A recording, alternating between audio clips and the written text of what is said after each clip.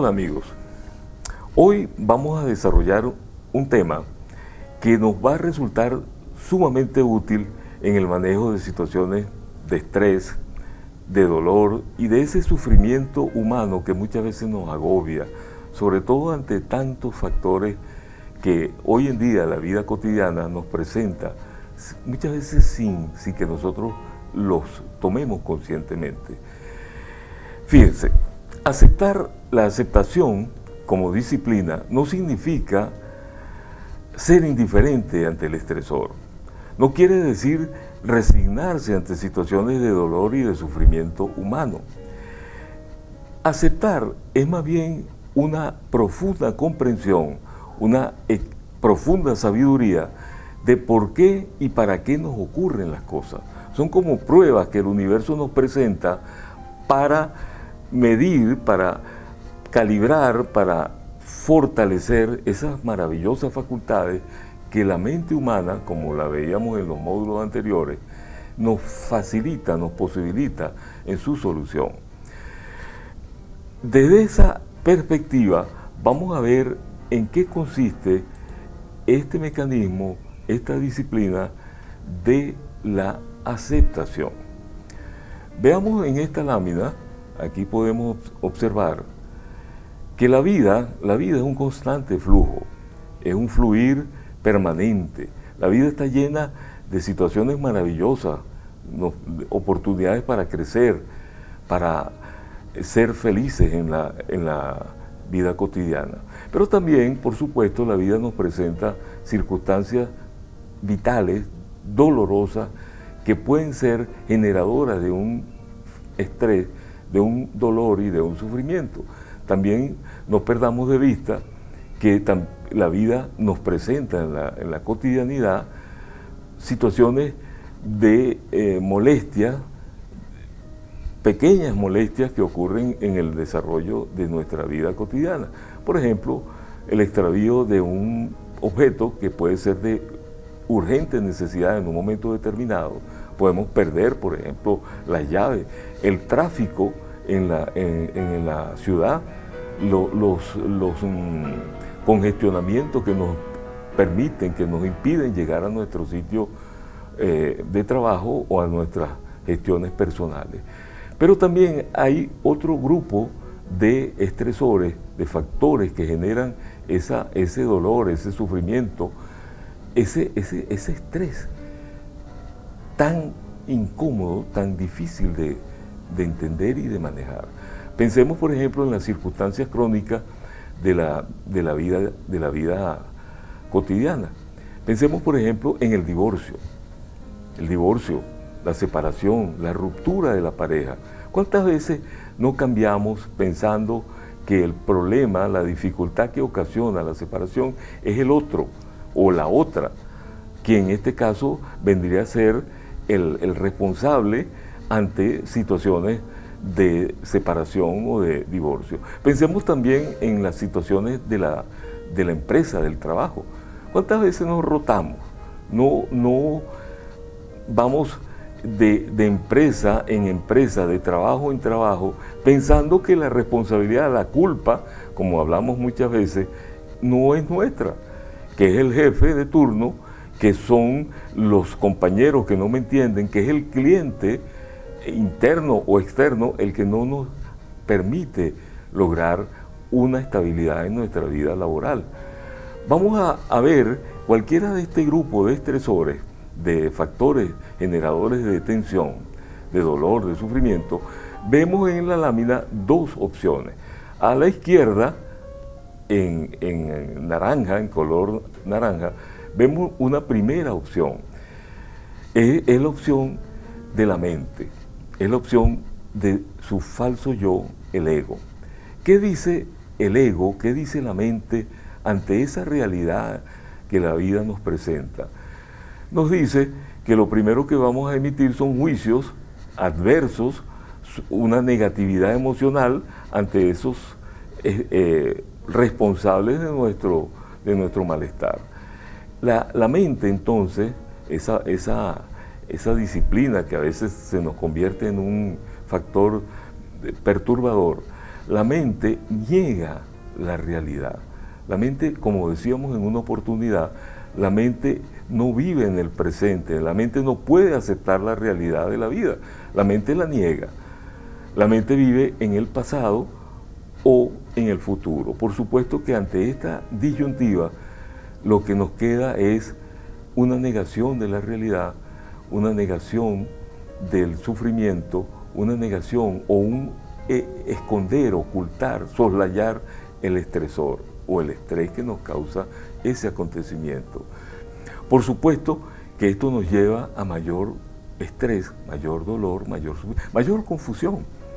Por supuesto, porque si nosotros estamos pensando que mi malestar es ocasionado por mi jefe, o mi malestar, mi sufrimiento es causado por mi pareja, obviamente que no estoy resolviendo la situación. No solamente no resuelvo la situación crónica, la molestia diaria, el acontecimiento vital mayor, sino que encima de eso nos estamos causando un enorme malestar interno que se hace crónico y que puede llevar innumerables veces a la enfermedad y quizás a situaciones mucho más desfavorables.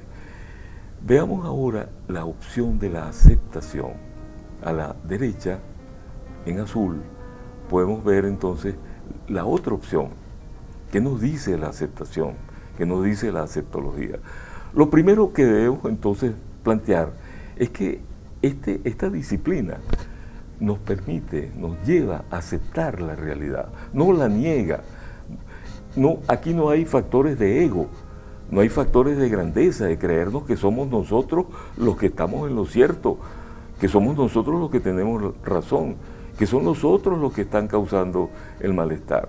Por supuesto que al caer en esta disyuntiva de no aceptar la realidad, estamos simplemente dejando de manejar el estresor, dejando de ser eficientes, efectivos, ante esas molestias diarias, ante esas circunstancias crónicas o ante esos acontecimientos vitales mayores. ¿Qué nos dice la aceptología? ¿Qué nos dice la aceptación? Decíamos que aceptar implica una sabiduría profunda, simple pero profunda. La aceptación implica ceder. Ceder no significa posponer, no significa bajar el tono, no significa poner la otra mejilla. Ceder es más que oponerse, es seguir el flujo de la vida, que es el ahora. Por eso la realidad ocurre en el presente, la mente no la ve, la mente va al pasado, a lo que ocurrió, y seguimos repitiendo indefinidamente errores anteriores. La aceptación nos lleva a la hora, nos lleva al presente. Si se trata, por ejemplo, de una circunstancia crónica, como el despido laboral o la rotación en el empleo, más que culpar al otro, nos lleva a una reflexión. ¿Dónde están mis fallas? ¿Qué estoy haciendo yo indebidamente? ¿Por qué no logro mis objetivos de trabajo? ¿Por qué tengo que cambiar de un trabajo, de un lugar a otro, de una empresa a otra?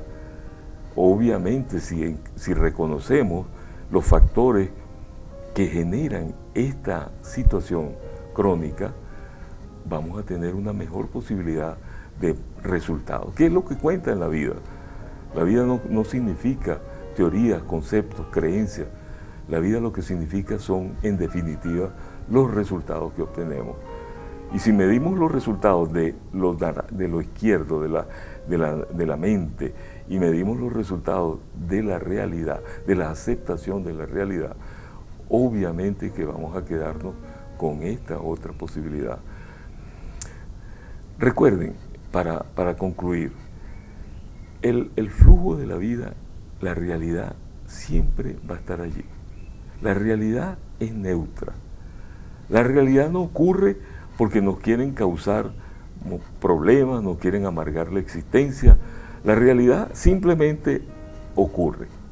Ahora, la manera como la percibimos, como la interpretamos, como la juzgamos, la enjuiciamos, como la enfrentamos ante una emocionalidad negativa, cualquiera que ésta sea, o una aceptación profunda de esa realidad, vamos entonces a llegar a la conclusión de que la realidad que se nos ocupa puede ser hasta más bien, más que un factor de perturbación, puede ser una excelente oportunidad para aprender.